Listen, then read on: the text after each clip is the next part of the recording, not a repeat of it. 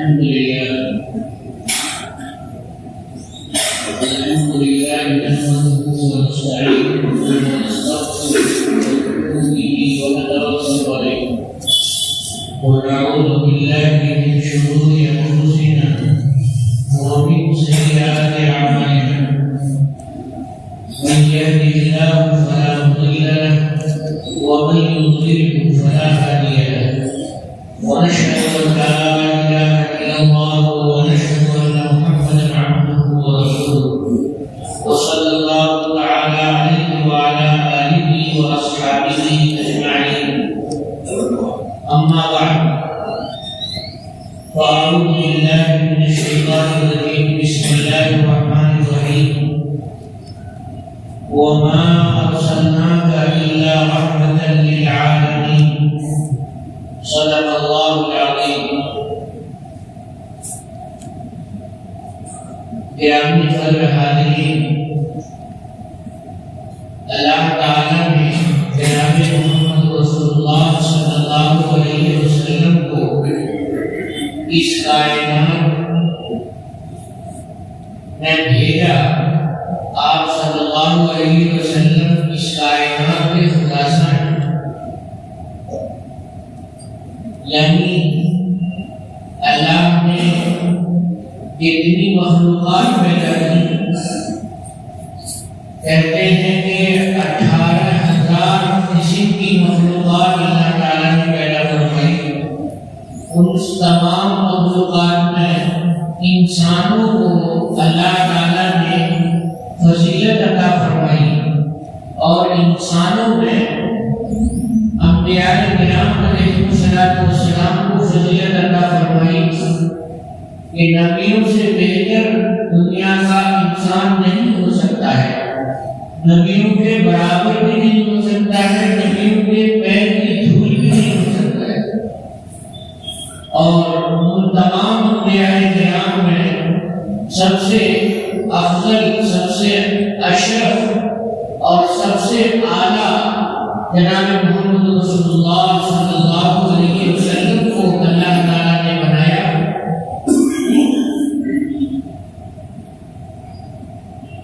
حدیث شریف میں ہے لولاک لما خلقت الافلاک، اگر آپ نہ ہوتے تو میں آسمانوں کو یعنی کائنات کو پیدا نہیں کرتا. حضرت آدم علیہ السلام کو جب اللہ تعالیٰ نے پیدا فرمایا تھا، اس وقت بھی آدم علیہ السلام نے کلمہ طیبہ کو دیکھا تھا، لا الہ الا اللہ کے ساتھ محمد رسول اللہ لکھا ہوا ہے. تو آدم علیہ السلام کو بھی اپنی اولاد میں سب سے زیادہ فخر جناب محمد رسول اللہ صلی اللہ علیہ وسلم پر. حضرت نبی کریم صلی اللہ علیہ وسلم کو اللہ تعالیٰ نے کائنات کے لیے رحمت بنا کر بھیجا.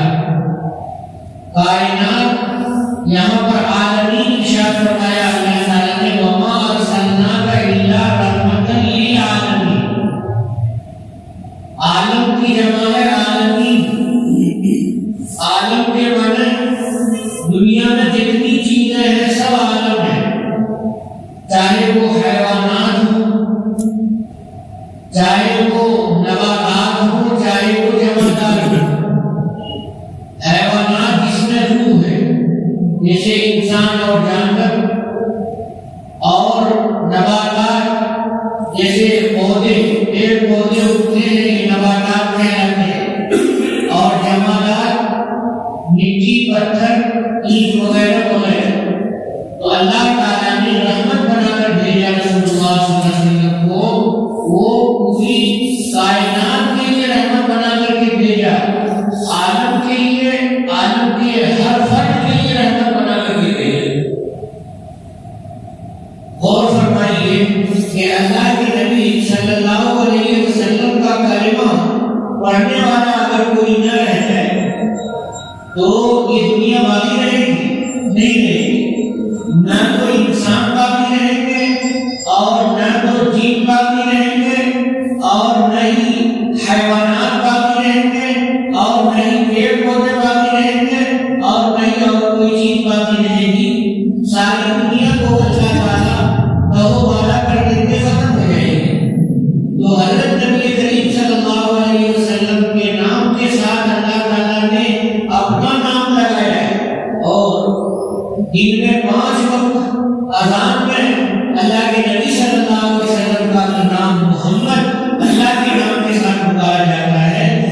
جب تک یہ پکار باقی رہے گی اور جب تک یہ کلمہ باقی رہے گا تبھی تک یہ کائنات باقی رہے گی، نہیں تو نہیں باقی رہے گی۔ کائنات میں جو روشنی ہے یہ بھی نبی کریم صلی اللہ علیہ وسلم کا صدقہ ہے، جو پیڑ پودوں میں ہریالیاں ہیں یہ بھی نبی کریم صلی اللہ علیہ وسلم کا صدقہ ہے، یہ جو پھل ہیں اور قسم قسم کے مزیدار پھل ہیں یہ بھی نبی کریم صلی اللہ علیہ وسلم کا صدقہ ہے۔ پوری کائنات کے انسان اور جن اور پرندے اور چرند حیوانات یہ سب کے سب رسول اللہ صلی اللہ علیہ وسلم کا صدقہ کر رہے ہیں۔ اللہ تعالیٰ نے رحمت بنا کر کے آپ صلی اللہ علیہ وسلم کو بھیجا۔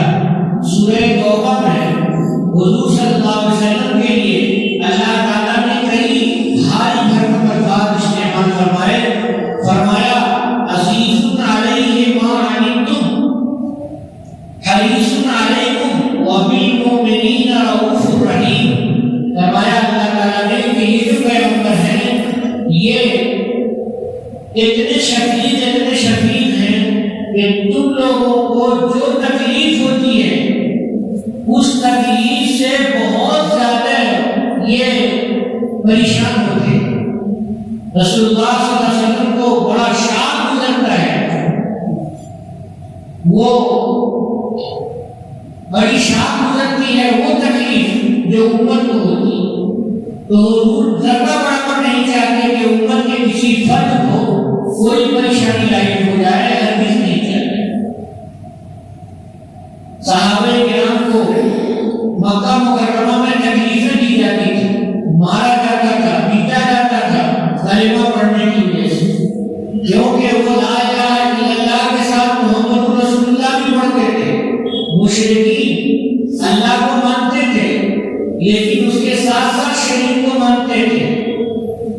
مشرکین جو تلبیہ پڑھتے تھے لبیک لا شریک لک لبیک، اس کے بعد کہتے تھے الا شریکا تملکہ وما ملک، کہ کچھ شرکا ایسے ہیں اے اللہ آپ کا کوئی شریک نہیں ہے، وہ بھی کہتے تھے کہ اللہ کا کوئی شریک نہیں ہے، کہتے تھے الا شریکا تملکہ وما ملک، کچھ شرکا ایسے ہیں جن کے آپ مالک ہیں وہ مالک نہیں، یعنی اللہ کے نیچے وہ معبود مانتے ہیں اور اللہ کے نیچے وہ عبادت کے لائق کچھ ہستیوں کو مانتے تھے جن کا نام وہ لات اور حبول اور عزا اور منات اور پتہ نہیں کیا کیا رکھتے تھے۔ خانہ کعبہ میں 360 دن رکھے ہوئے۔ جب حضرت بلال رضی اللہ تعالیٰ عنہ نے کلمہ پڑھا اور حضرت بلال کو گرم پتھر پہ لٹا دیا گیا اور بجائے کی گئی تو رسول اللہ صلی اللہ علیہ وسلم کو بڑا شاق گزرتا تھا، حضور کو بڑی تکلیف ہوتی تھی۔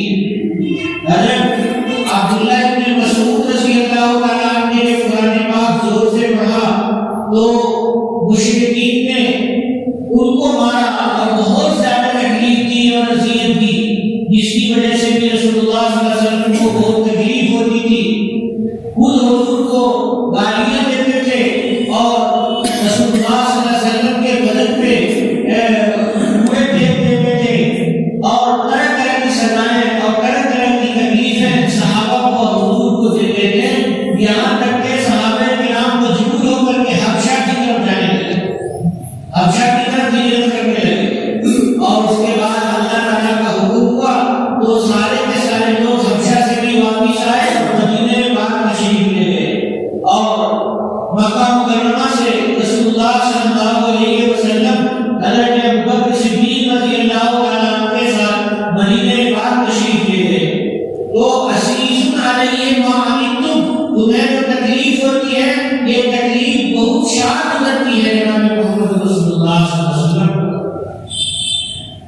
حریص علیکم، تمہارے سلسلے میں بہت زیادہ حریص ہیں کہ تم نیک بن جاؤ اور تم ایمان میں کمال کو پہنچ جاؤ، اللہ کی معرفت تمہیں حاصل ہو جائے اور تم شریعت کو سمجھنے لگو اور تم قرآن پاک کی آیتوں کو یاد کرنے لگو اور اس کے مضامین کو کے اوپر عمل کرنے لگو۔ یہ جناب محمد رسول اللہ صلی اللہ علیہ وسلم کی چاہت کی، شدت چاہت کو اس سے کہا جاتا ہے۔ حریص علیکم، آپ صلی اللہ علیہ وسلم بڑے حریص تھے صحابہ کرام کے سلسلے میں، یعنی صحابہ کرام کی خیرخواہی بہت زیادہ چاہتے تھے۔ اور تیسرا استعمال فرمایا اللہ تعالیٰ نے، وہ بالمؤمنین رؤوف رحیم، اور مسلمانوں پر یہ پیغمبر بڑے رحم والے ہیں اور نہایت شدید ہیں۔ رؤوف کے معنی بھی بہت زیادہ رحم والے اور رحیم کے معنی بھی بہت زیادہ شفقت والے۔ تو اللہ کے نبی صلی اللہ علیہ وسلم کی یہ صفت، بلکہ یہ چند صفات اللہ تعالیٰ نے سورہ توبہ میں بیان فرمایا۔ حضرت نبی کریم صلی اللہ علیہ وسلم نے خود اپنے سلسلے میں کئی باتیں ارشاد فرمائی اور ارشاد فرمایا انما انا رحمت مہدات،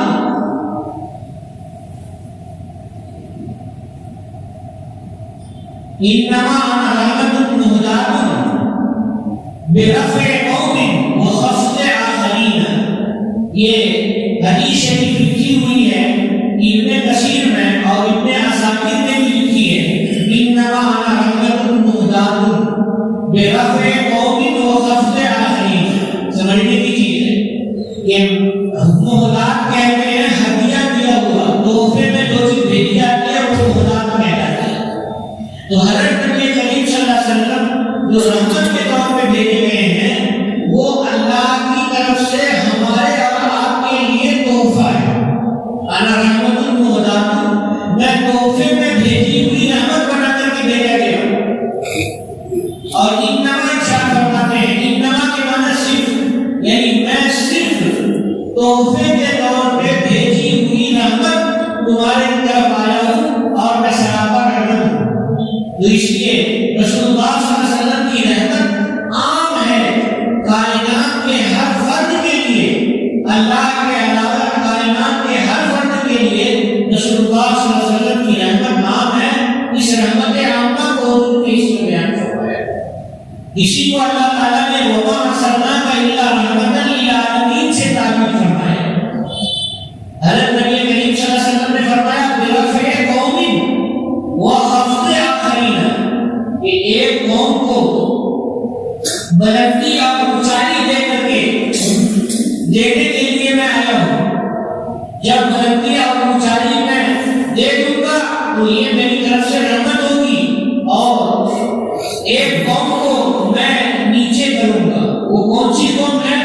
بتوں کے پوجنے والی اور دسیوں کھلا ماننے والی اور سینکڑوں جگہ سجدہ کرنے والی اور ہزاروں جگہ مراتے ماننے والی ایسی قوم ہے، ان کو زیر دستی حاصل ہوگی اور یہ ڈر جائیں گے اور یہ ہار جائیں گے۔ نبی کریم صلی اللہ علیہ وسلم کا دین ہی غالب رہے گا اور دین پوری کائنات میں ہر گھر میں پہنچ جائے گا۔ اس لیے اللہ کے نبی صلی اللہ علیہ وسلم کی رحمت عام ہوگی برفع قوم، کہ قوم مسلم کو اور اللہ کے ماننے والوں کو رسول اللہ صلی اللہ علیہ وسلم بلندی دینے کے لیے آئے۔ یہی وجہ ہے کہ غیر مسلمین کو جب بہت زیادہ تکلیف ہوئی مسلمانوں سے اور غیروں نے بہت زیادہ ستایا تو مجبور ہو کر کے آخر میں مسلمانوں کو بھی اللہ تعالیٰ کے حکم سے مسلمان بھی تلوار اٹھانے پر مجبور ہوئے۔ اللہ تعالیٰ کا حکم ہوا، چنانچہ جنگ ہوئی اور جنگ بدر ہوئی، اور جنگ بدر میں جتنے مقام میں سورما تھے اور پہلوان تھے اور جنگجو تھے اور بڑے بڑے گھٹے لڑاکو تھے، ان سب کو اللہ تعالیٰ نے وہاں پر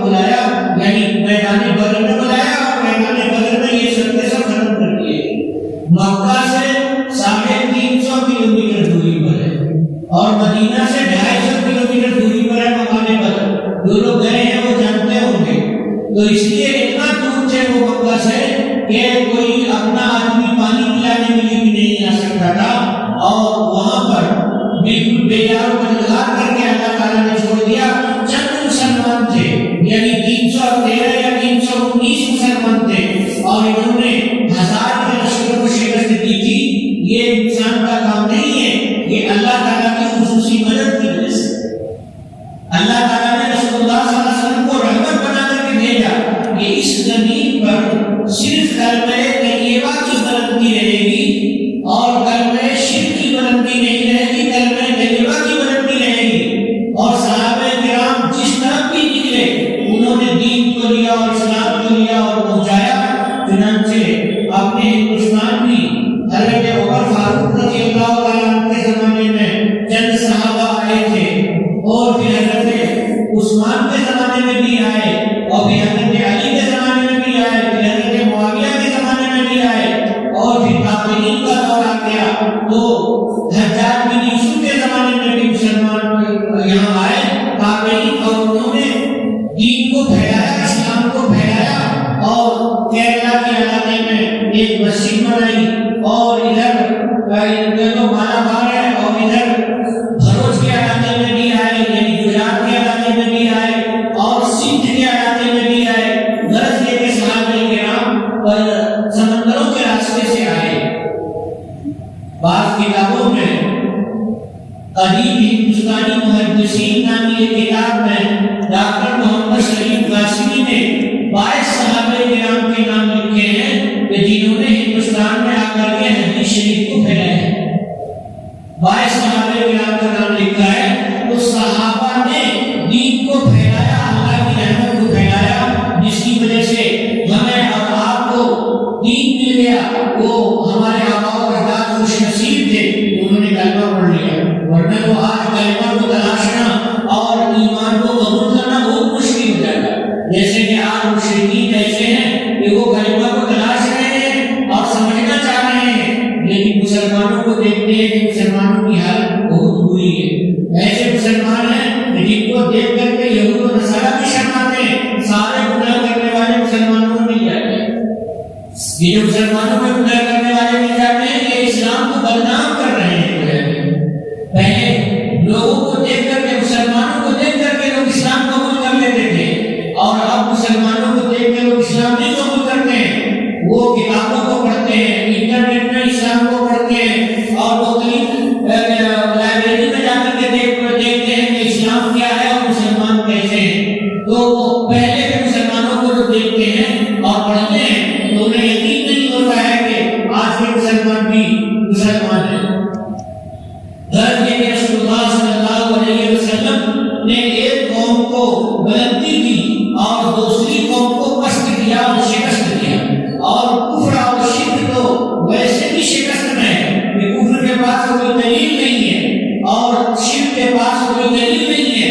دلائل کے اعتبار سے تو ہمیشہ مشرکین نیچے ہیں اور ان کی کوئی اونچی حیثیت نہیں۔ ایک دوسری حدیث شریف میں جناب محمد رسول اللہ صلی اللہ علیہ وسلم نے ارشاد فرمایا، والذی نفسی بیدہ لأقتلنہم ولأصلبنہم ولأحرقنہم وہم قائلون انی رحمت بعثنی اللہ ولا یتوفانی حتی یظہر اللہ دینہ۔ ابن کثیر میں یہ حدیث شریف علامہ ابن کثیر نے لکھا ہے، اس کا ترجمہ ہے، اس ذات کی قسم جس کے قبضے میں میری جان ہے، میں ضرور قتال کروں گا، میں ضرور جہاد کروں گا، اور میں ضرور کافروں کو سولی دوں گا، اور میں ضرور ہدایت کی طرف بلاؤں گا، صراط مستقیم کی طرف ہر ایک کو بلاؤں گا، چاہے لوگ ناپسند کریں۔ کیوں بلاؤں گا؟ اس لیے کہ اللہ تعالیٰ نے مجھے رحمت بنا کر کے بھیجا ہے۔ اننی رحمت، میں رحمت ہوں، مجھے اللہ نے رحمت بنا کر کے بھیجا ہے، اور اللہ تعالیٰ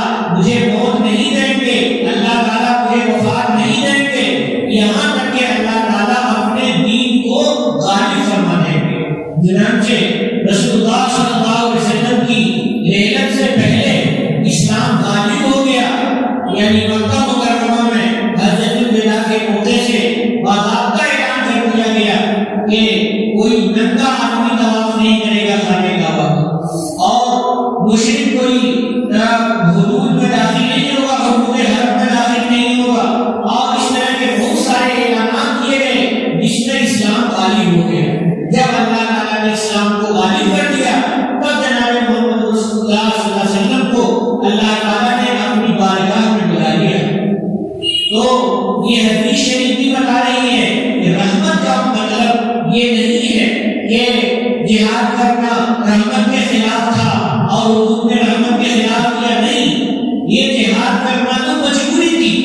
مشرکین اتنا ستاتے تھے کہ وہ کہتے تھے کہ ہم ایک ایک مسلمان کو ختم کر دیں گے، مار دیں گے۔ راجہ داہر جو دیوان کی طرف سے جو مسلمان آئے وہاں راجہ داہر کی حکومت تھی۔ راجہ داہر ایک بادشاہ تھا۔ ہندوستان میں حضرت محمد قاسم رحمۃ اللہ علیہ تشریف لائے ہیں کہ حجاج بن یوسف کے چچا کے لڑکے اور داماد تھے، یہ تشریف لائے، ان کو بھیجا تفصیلی دکھتا ہے۔ وہاں لوگ یہ نہ کہہ سکتے ہیں کہ محمد بن قاسم نے آ کر کے ظلم کیا تھا، بلکہ ظلم راجہ داہر نے کیا تھا۔ کیسے کیا تھا؟ کیرلا میں کچھ صحابہ کرام تھے اور تابعین تھے جو تجارت کرتے تھے، ان میں سے کسی کا انتقال ہو گیا تو ان کا جو سامان تھا، ان کے بیوی بچے یہاں رہتے تھے، ان سب کو کشتی میں، اس زمانے کی جس انداز کی کشتی میں رکھ کر کے بھیجا جا رہا تھا، عراق بھیجا جا رہا تھا، اور اس میں کچھ حج کرنے والے لوگ بھی سوار ہو گئے تھے کہ وہاں پہنچ کر کے حج کر دیں گے۔ تو ایک قافلہ تھا، 8 جہاز تھے، یعنی 8 بڑی بڑی کشتیاں تھیں جو جا رہے تھے عراق۔ دیوبند کے پاس جب وہ پہنچے تھے، راستہ بھٹک کر کے وہ کنارے دیوبند کے پاس پہنچ گئے تو راجہ داہر کے جو بدماش تھے دریا کے کنارے، انہوں نے جہاز کو لوٹنا شروع کر دیا اور سامان بھی لوٹ لیا، عورتوں پہ قبضہ کر لیا، بچوں پہ کر لیا، بوڑھے تھے ان کو مارا پیٹا۔ اس میں سے ایک جہاز جو کنارے ابھی لگا نہیں تھا وہ بھاگ گیا، بھاگنے میں کامیاب ہو گیا، یہاں تک کہ وہ بغداد پہنچ گیا جہاں پر حکومت تھی۔ وہاں پر ایک عورت نے کہا یا حجاج، تو حجاج نے کہا لبیک، بولو کیا بات ہے؟ تو اس عورت نے یہ قصہ بیان کیا کہ ایسا ایسا ہوا ہے۔ تو حجاج بن یوسف نے کہا کہ میں خط لکھتا ہوں تاکہ وہ جو بادشاہ ہے وہ بدماشوں سے سامان چھین کر کے عورتوں کو آزاد کر دے گا اور چلی آئے گی۔ چنانچہ خط لکھا اور خط لے کر کے قاصد آیا۔ راجہ داہر نے کہا بدماشوں پر میری گرفت نہیں ہے، یہ میرے قبضے میں نہیں ہے، میں کسی کا سامان نہیں دے سکتا اور میں عورتوں کو واپس کرنے کی طاقت نہیں رکھتا، یہ بدماشوں نے کر رکھا ہے۔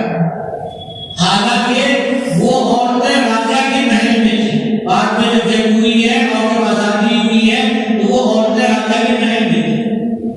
تو حجاج بن یوسف کو بڑا غصہ آیا، انہوں نے چند لوگوں کو بھیجا، عبید اللہ نام کے تھے کچھ، ان کو لے کر کے بھیجا تو راجہ داہر نے ان سب کو قتل کر دیا۔ اب جب مسلمان قاصد ہے وہ آ رہا ہے اور وہ کہہ رہا ہے کہ بھائی عورتیں جو ہیں تمہارے یہاں جو ہماری مسلمان عورتیں ہیں ہمیں واپس کر دو، تو اس سے بھیڑ ہو جاتی ہے اور وہ قتل کر دیے جاتے ہیں۔ تو اور بھی غصہ لگا تو حجاج بن یوسف نے کہا کہ دیکھو بھائی تم جاؤ، محمد بن قاسم کو کہا کہ تم جاؤ۔ چنانچہ بڑی مقدار میں، بڑی تعداد میں، 6000 تعداد میں وہ لے کر کے آئے اور جہاز اس سے آئے، پانی کی کشتی سے آئے۔ کھانے کے لیے انہوں نے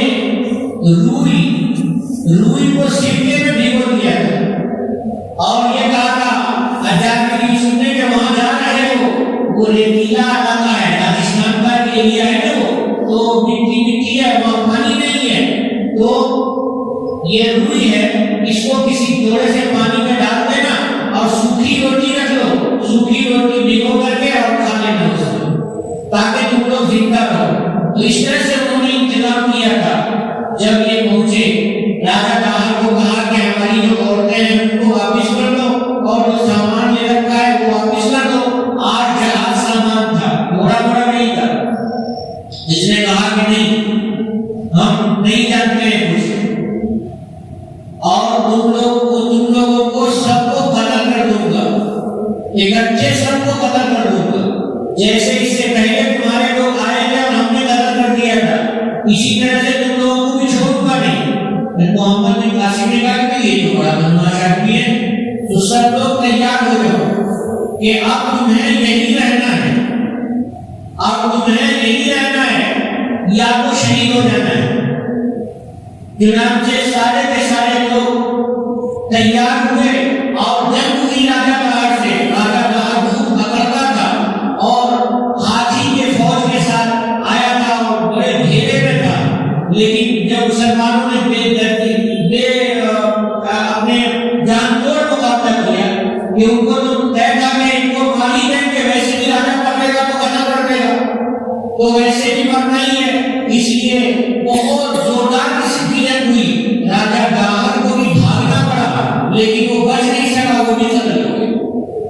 जब वो कत्ल हो गया तो शाही महल में जब तलाशी की गई तो औरतें वहीं पर थी, बच्चे वहीं पर थे, सामान वामान नहीं मिला। तो उसके बाद यहाँ पर गोया कि इस्लाम ताकत के साथ यहाँ पर आया। उससे पहले तो सहाबे किराम आ रहे थे और दीन फैला रहे थे और कलमे तैयबा समझा रहे थे, तिजारत करते थे और दीन फैलता था। तो ये जो जंग हुई है मोहम्मद बिन कासिम की, ये मजबूरी की जंग हुई है। ये जो कहते हैं मोहम्मद बिन कासिम बहुत बड़ा जालिम था, ऐसा नहीं था, ये मजबूरी की जंग थी। और मजबूरी की जंग में खैर आ गया, इस्लाम आ गया और वो फैलता चला गया। उसके बाद बहुत सारे राजा थे और छोटी छोटी हुकूमतें थी, वो सब के सब इस्लाम कबूल करने लगी। मोहम्मद बिन कासिम ने ऐलान किया, देखो डर से कोई इस्लाम नहीं कबूल करे, गौर व फिक्र करे, मैं किसी को कुछ भी नहीं कहूंगा। उन्होंने कहा कि जब जैसे जो मंत्री है वो मंत्री बना हुआ रहेगा, मैं कुछ नहीं कहूंगा, जो पुजारी है उनको भी कुछ नहीं कहूंगा, औरतों को भी कुछ नहीं कहूंगा, किसी को भी मैं तुम्हें कुछ भी नहीं कहता। इसलिए सब लोग अगर उनको इस्लाम समझ में आ जाए तो कबूल करो, और नहीं समझ में आए तो कोई जोर जबरदस्ती नहीं है। मैं सब लोगों को अपनी हुकूमत में अमन चैन और सुकून से रखूंगा। ये बात लिखी हुई है, तारीख़ सलाती में किताब है, ये लिखी हुई है, उसके दीवारें इस किताब में लिखी हुई है। करीब हिंदुस्तानी मुहद्दिसीन में भी ये बात